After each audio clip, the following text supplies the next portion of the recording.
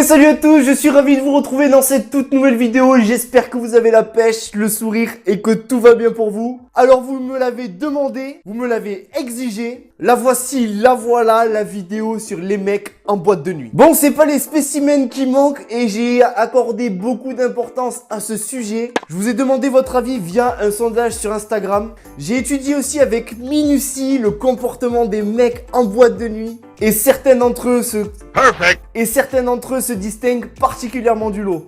Sur Instagram, vous avez été 57% à me répondre que les mecs étaient relous en boîte de nuit. J'ai fait un autre sondage et vous avez été 71% à me répondre que vous, les filles, avez déjà pris une main aux fesses. Malheureusement, bien sûr. Précisons que c'était contre votre volonté. Alors, on commence directement avec un cas particulier, l'observateur.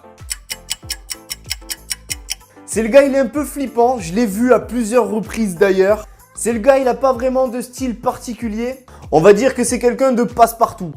Non, je déconne. C'est le genre, il est avec son verre et puis là, il voit une proie et il bloque.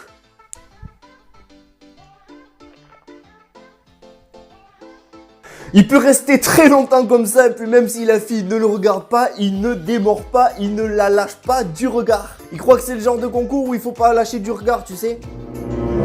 Résultat obtenu, la fille se barre par peur d'être égorgée par un malade mental alors que le gars avait peut-être ses chances à la base.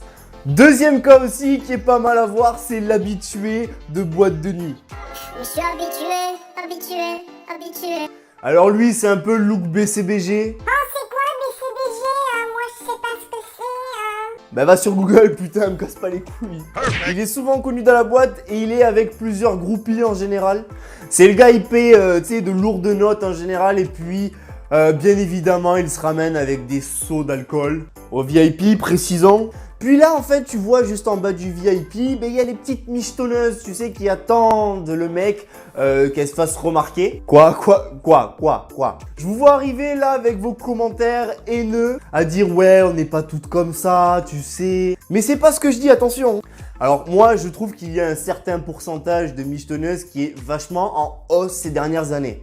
Elle se prolifère un peu comme la peste, assez rapidement. Mais heureusement, vous n'êtes pas toutes comme ça et merci beaucoup. Il y a ensuite le timide. Alors le timide, il est plutôt reconnaissable, on va dire, tout simplement par son physique. Quoi? Il ne faut jamais se fier aux apparences, hein, vous savez. Ce n'est pas parce qu'un gars est un peu timide, introverti, etc.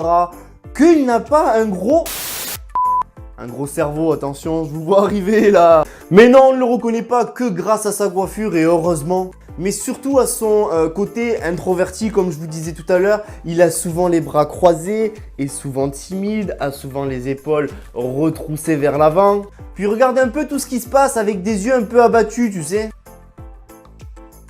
C'est le genre de personne dans votre entourage, si vous avez quelqu'un comme ça qui parle tellement doucement que ça en devient très énervant. Ça va toi? Ouais, ça va, ouais. Bon, ne voyez pas cette personne comme un peu enrobée avec des lunettes blanches vraiment très blafardes, avec des boutons partout sur la gueule, tel un geek, tu sais.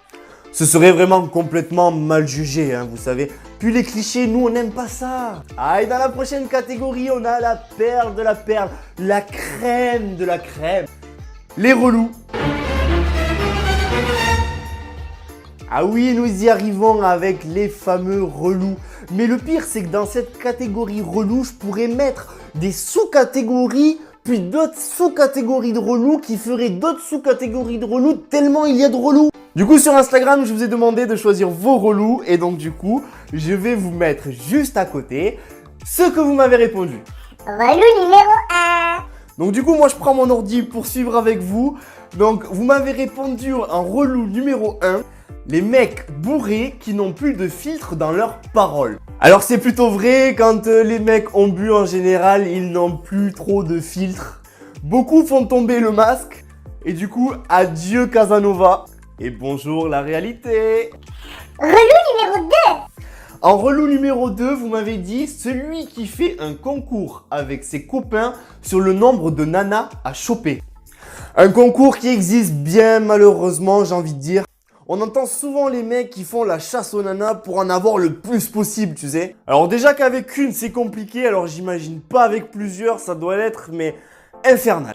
Relu numéro 3. Alors celui-là il est magique et vous m'avez laissé sur le cul.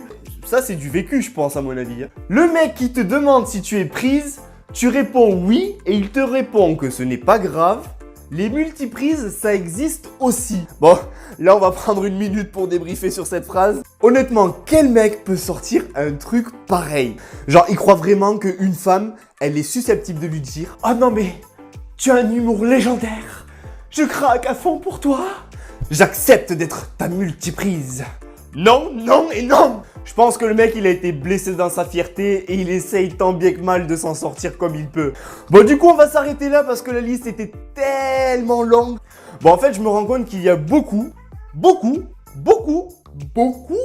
de connards quoi. Bon après ne mettons pas tous les œufs pourris dans le même panier quoi. C'est maintenant la fin de cette vidéo, j'espère qu'elle vous aura diverti, qu'elle vous aura plu et qu'elle vous aura fait passer un agréable moment. Continuez à me faire rêver sur Instagram, vous me faites mourir de rire et tous vos messages me font immensément plaisir. Je vous embrasse et je vous dis à dimanche prochain pour une prochaine vidéo. Ciao!